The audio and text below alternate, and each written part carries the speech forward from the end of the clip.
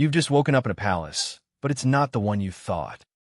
This isn't some cozy modern apartment.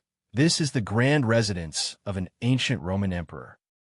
You're dressed in fine linen, your hair perfectly styled by slaves who know their job better than most people know how to tie their shoelaces. But here's the thing. The moment you think it can't get any more luxurious, the feast arrives. Platters piled high with exotic fruits, roast dripping with sauce, and an array of seafood that would make any modern seafood restaurant jealous. But probably not.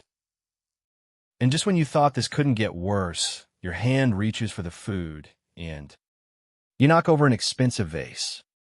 "Lucky you," whispers another slave as they rush to clean up. You're not alone in this lavish setting, though. The room buzzes with chatter and clinking silverware. It's like a high-end restaurant where everyone talks about politics instead of ordering more bread. But here's what nobody expected. Everything changed when the servants started to make mistakes. The atmosphere shifts from relaxed banter to tense silence. You catch a glimpse of the emperor's stern gaze sweeping over the room, and you know it's not just about food anymore. But the real question arises, what happens when you eat like an ancient Roman emperor? You'd think it was all luxury and decadence. Maybe it's a grand feast with no worries. Actually, it's much more complicated than that. The truth is revealed in the next dish.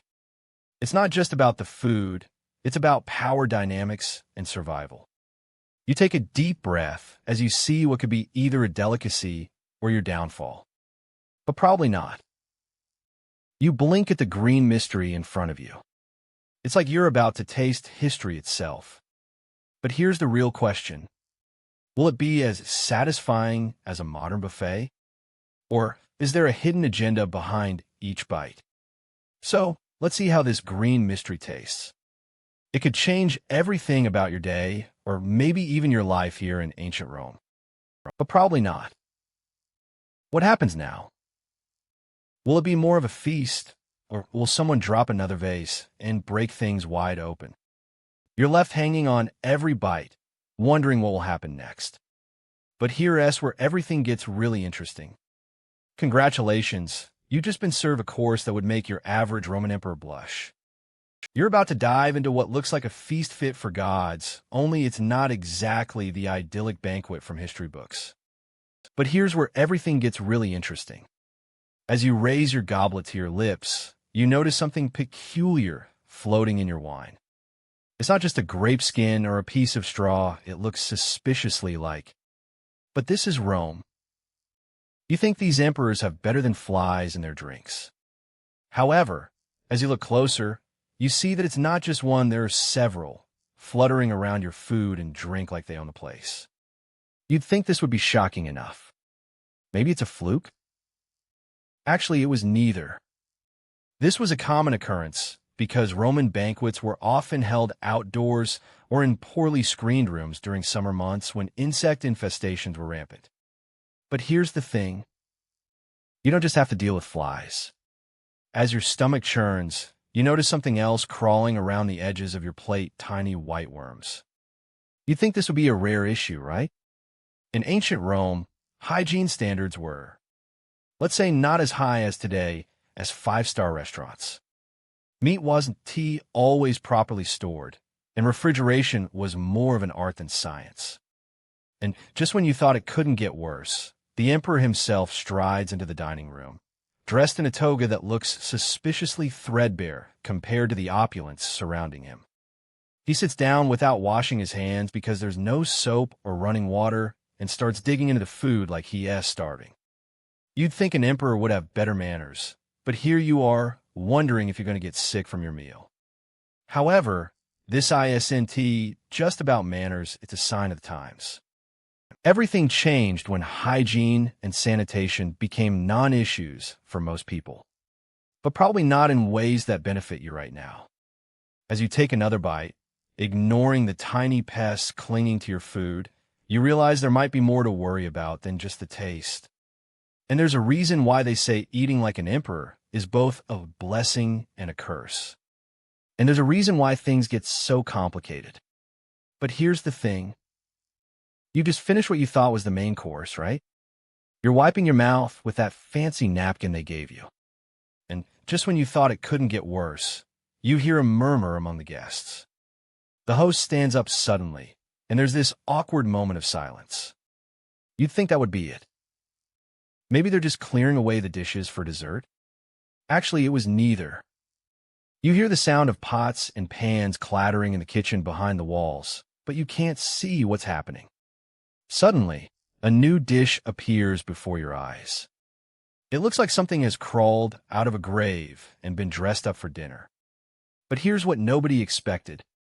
You think they were serving fancy shrimp or lobster? Maybe some kind of exotic fish stuffed with herbs? It turns out that the Romans loved to eat live and freshly killed insects as a delicacy. It's like finding out your favorite restaurant serves only organic, local ingredients. But they're all from the Garden of Gethsemane. And that's when you realize there are 2 more courses left after this one. You wonder if it gets any worse from here? Are we talking about some kind of weird Roman dessert made from gold dust and beeswax candles? Or is it something entirely different, something you can't even imagine?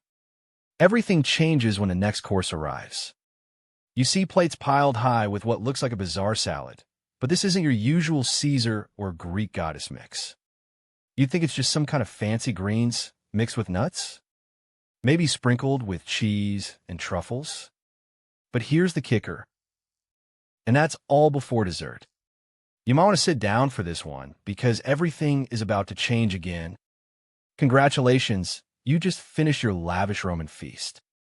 You're stuffed to the brim with exotic delicacies and feel like you could fall into a coma on your dining room floor. But here's the thing. What if I told you that this luxurious meal is only the tip of the iceberg? Prepare for an even darker truth. You're still reeling from the feast when suddenly you're summoned to another banquet.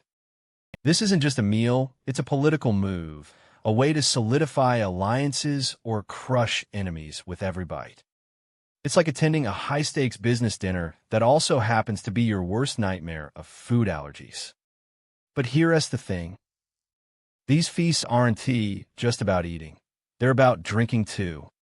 You might think you're fine after a few glasses of wine, but Roman banquets were known for their wild excesses in alcohol consumption. And that's not even the worst part. You think it was all about the food and drink.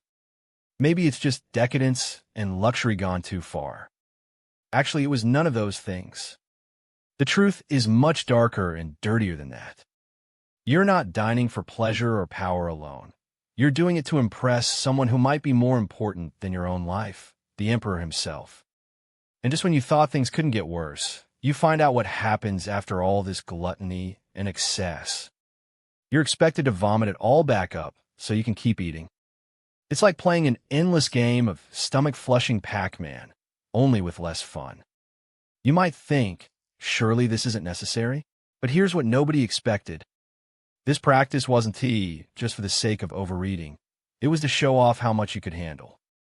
It's like bragging rights, but with your digestive system on full display. But here's another twist.